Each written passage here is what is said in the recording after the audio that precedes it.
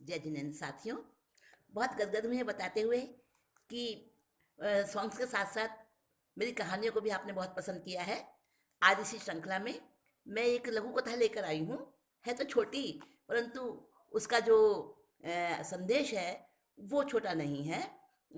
इसमें बताया है, देखिए अब परीक्षाओं के समय बच्चे जो हैं किस तरह से आपस में चीटिंग करते हैं और कैसे मतलब परीक्षा के जो निरीक्षक होते हैं उनको किस तरह से परेशान करते हैं।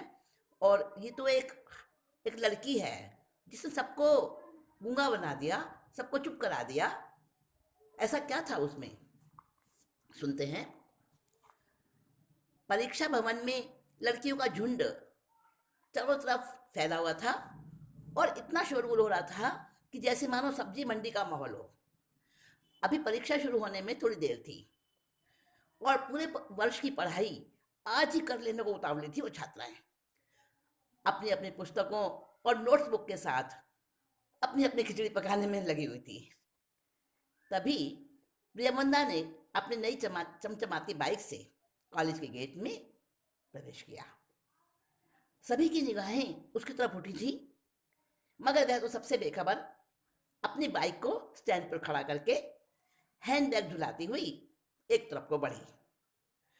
सामने से आ रही थी मिसेस खन्ना और मिसेस राजन। दोनों मुस्कुराई और उन्होंने प्रेमवदा को विश किया और उसने भी बड़े ही विनयपूर्वक मुस्कुराकर उन दोनों टीचर्स को प्रणाम किया। तभी मिसेस राजन कहने लगी, अब के भी तुम ही मेरी टॉप करोगी, है ना प्रेमवदा? प्रेमवदा होले से हंसती।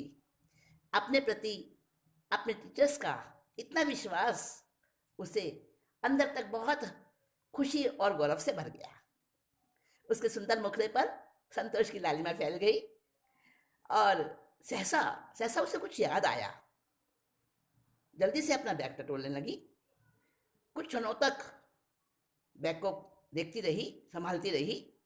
ओह, एंट्री कार्ड तो मैं घर ही भूल आई, अब क्या होगा? 2 सेकंड तक परेशान स्तब्ध बनी।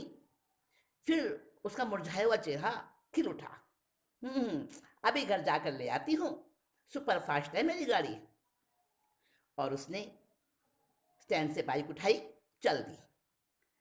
चारों तरफ उसके बारे में अनुमान और तर्क वितर्क जितनी देर चलते रहे, उतनी देर में तो वो अपने घर पहुंच चुकी थी। तीर की तरह गई और हवा की तरह वापस आई। मगर तब तक तो परीक्षा शुरू हो चुकी थी।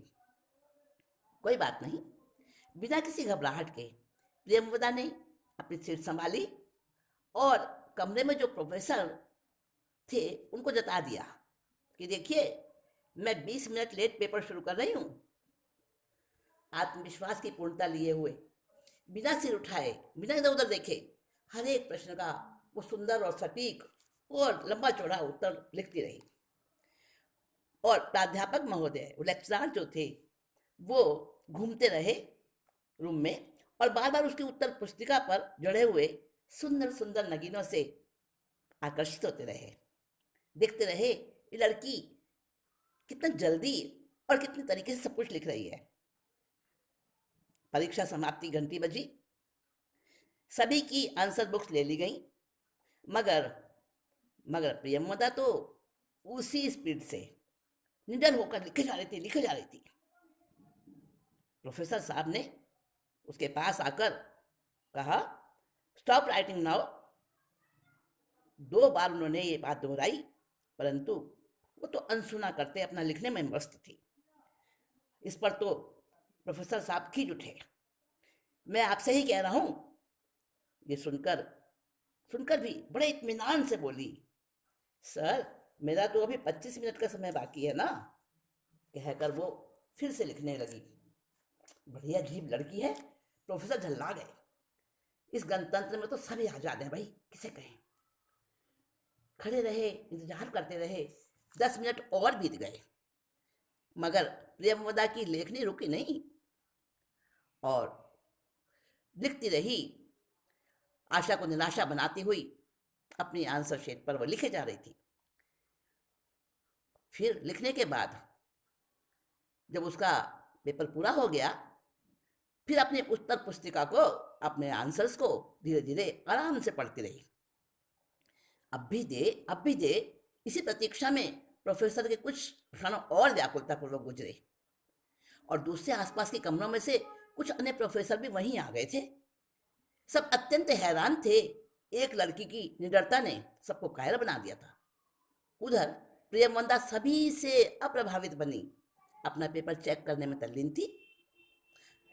प्रोफेसर साहब ने कहा, पेपर पूरा हो गया है तो देती क्यों नहीं हो?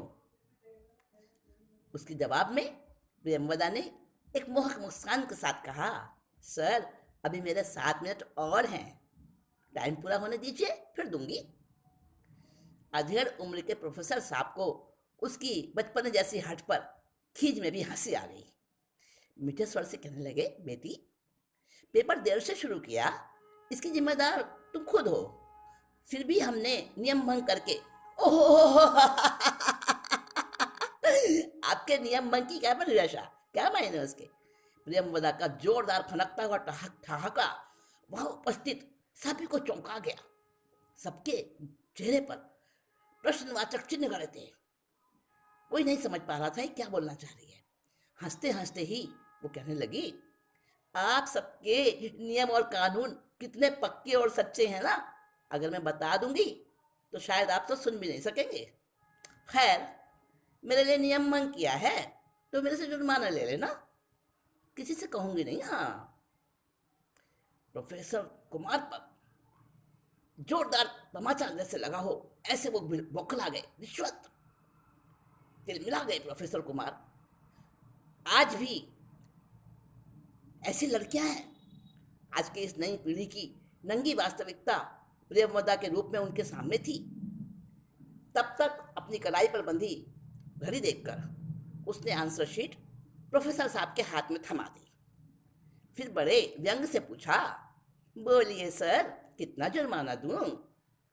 बड़ा क्रोध आया उन्हें उस नादान लड़की की हठ धर्मी पर। पहले तो मन ही मन कुछ सोचा उन्होंने, फिर जैसे अंदर में डिसीजन ले लिया, निर्णय कर लिया, और अपने क्रोध को एक तरफ करके बड़े ही मधुरता से उसे समझाने लगे, बिटिया तुम एक शक्तिशाली, बुद्धिशाली और बहादुर लड़की हो, मगर ये क्यों भूलती हो बिटिया कि सभी व्यक्ति खरीदे नहीं जा सकते। अगर मानवता के नाते मैंने तुम्हें ज्यादा समय दे दिया, इसका ये मतलब तो नहीं कि तुम मुझे रिश्वत। उनकी बात को काटती हुई प्रियमवदा पश्चाताप और आत्मग्लानि के स्वरों में बोल उठी, सर आई एम सॉरी, मैंने आपको गलत समझ लिया सर, गलती मेरी ही है, please please forgive me, please forgive me sir. और इतना कहकर अपने आंसुओं को अपने दुपट्टे से पोंछती हुई वो तीर की तरह से बाहर निकल गई। बंधुओं, कहानी इतनी ही है, और इस कथा के द्वारा ये बताया गया है कि कोई चाहे कितना ही हठधर्मी करे, कितना ही गलत व्यवहार करे, लेकिन जब उसके सामने दूसरा व्यक्ति पोलाइट बन जाता है और यथा तथ्य सही अपनी बात को उस रूप में बताता है, तो वो शर्म से, पश्चाताप से भर जाता है, और भरने के बाद वो खुद ही माफ़ी मांग लेता है।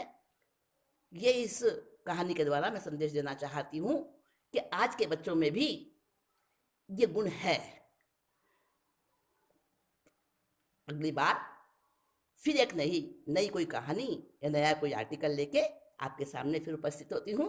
तब तक के लिए विदा। जय जिनेंद्र।